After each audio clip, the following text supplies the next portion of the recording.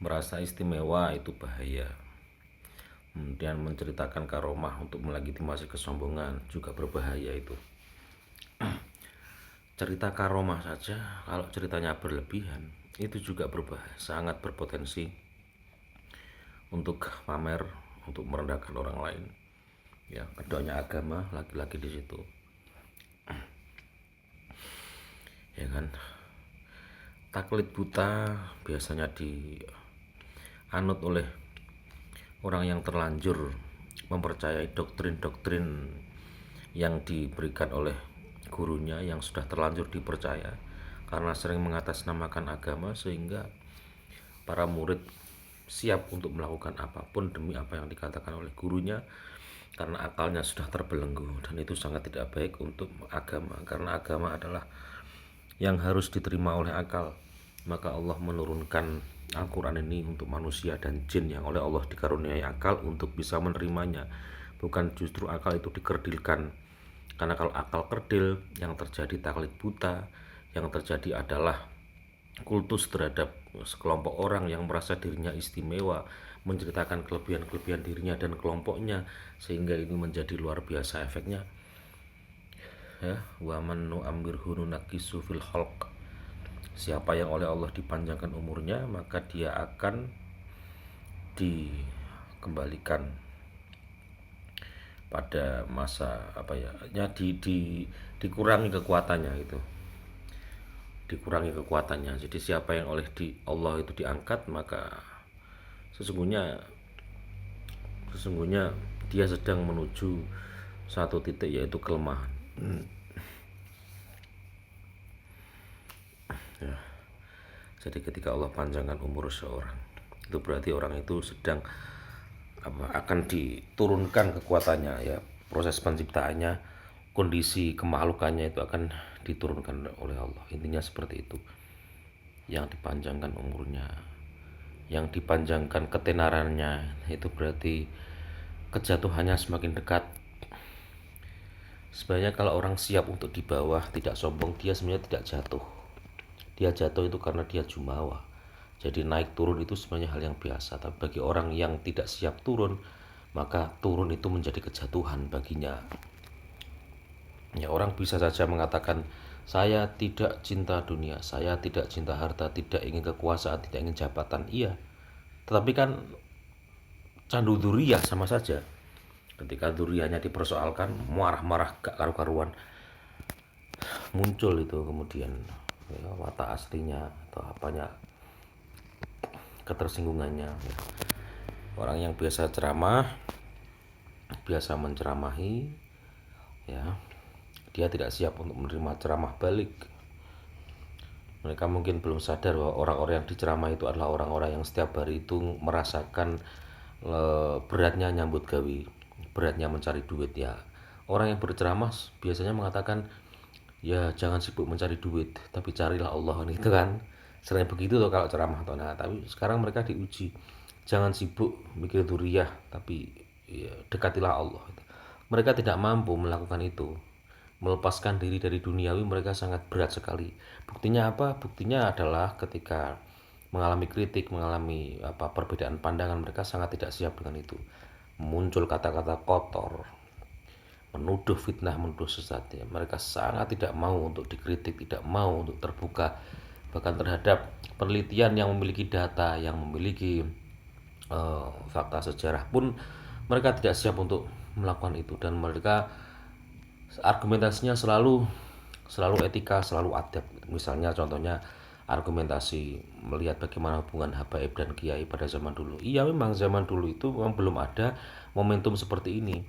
Ya, ada yang bertanya, pilih mana, milih Kiai Hamid Pasuruan atau Kiai Madudin.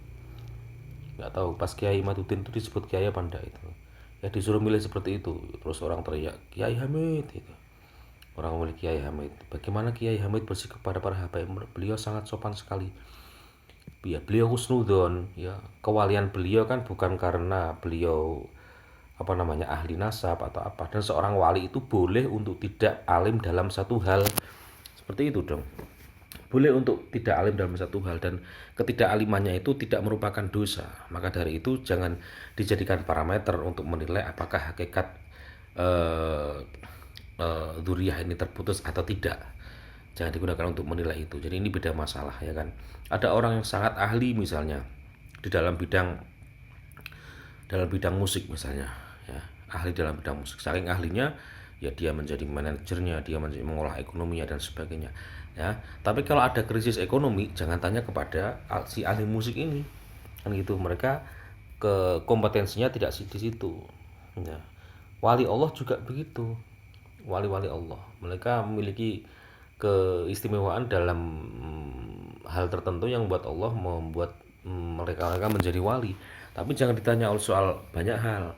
Dalam beberapa hal wali ya husnudzon juga, berhusnudzon, tetap menjalankan syariah.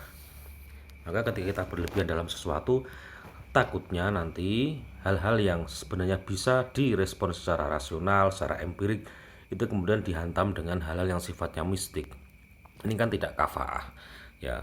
Kiai Imaduddin ini kan berbicara tentang sejarah, berbicara tentang tentang nasab, tentang, ya, beliau meneliti, ya, kitab-kitab nasab, meneliti itu penemuan ilmiah. Kenapa harus dibenturkan dengan etika para ulama dan nabi pada saat itu loh. Penelitian ilmiah dibantah dengan permusuhan, seolah-olah itu ngajak perang kan gitu. Nah, kalau orang berpikir seperti itu tanda bahwa yang ada dalam alam pikirannya adalah perang, yang ada dalam alam pikirannya adalah permusuhan gitu, ya. Naudzubillah min dzalik. Gitu, itu tuduhan seolah-olah Kiai Imad itu ngajak perang atau bagaimana, padahal kan ilmiah, ya kan, supaya umat ini tidak menganggap sesuatu yang benar atau yang salah, tidak sesuai tempatnya gitu. Ya, mari kita menyikapi sesuatu sesuai dengan porsinya. Soal hakikat, kalau kita tidak tahu ya berarti kita tidak taklif dong. Ya kita husnudzon, orang berhak merasa menjadi dzurriyyahnya siapapun kalau tidak teriak-teriak. Ya, misalnya dalam satu keluarga meyakini ini keturunannya siapa gitu, itu terserah keluarganya sendiri, selama tidak teriak-teriak keluar dan menyuruh orang lain untuk menghormati, menuntut orang lain untuk memuliakan, ya. Kalau sudah berlebihan seperti itu berarti yang di luar pun berhak untuk mempertanyakan. Dan kalau dipertanyakan jangan marah, karena selama ini kita sering mendengar ya mereka membantah tuduhan ilmiah itu dengan kata-kata iblis, dengan kata-kata macam-macam, kata anjing, babi, dengan kata apalagi tuh, ya kan, curut, terus dengan kata jangkrik, dengan kata lagi anak TK yang menghadapi profesor gitu kan, begitu ya. Ini di era medsos bro, era dimana semua orang terbuka. Kalau Anda tidak ingin kata-kata Anda itu di share secara meluas, ya Anda jangan menceramahkan sesuatu yang mempunyai potensi untuk dijadikan konflik seperti itu. Kalau zaman dulu Anda mungkin bisa bebas di komunitas Anda untuk berbicara apa saja yang komunitas itu kemudian percaya tanpa melakukan perbandingan apapun. Nah, zaman sekarang tidak bisa seperti itu. Kita bisa membandingkan pendapat A dengan pendapat B dengan begitu mudahnya. Tinggal mengetik, mengklik, itu kita sudah tahu orang ini di antara A, B, C, D, E, F, G ini yang sekiranya paling masuk akal yang mana, dan orang bisa memilih loh. Sekarang ini sangat terbuka sekali. Ya, dan kebenaran itu salah satu tandanya adalah siap untuk dilihat secara terbuka. Itu salah satu tanda kebenaran. Ya.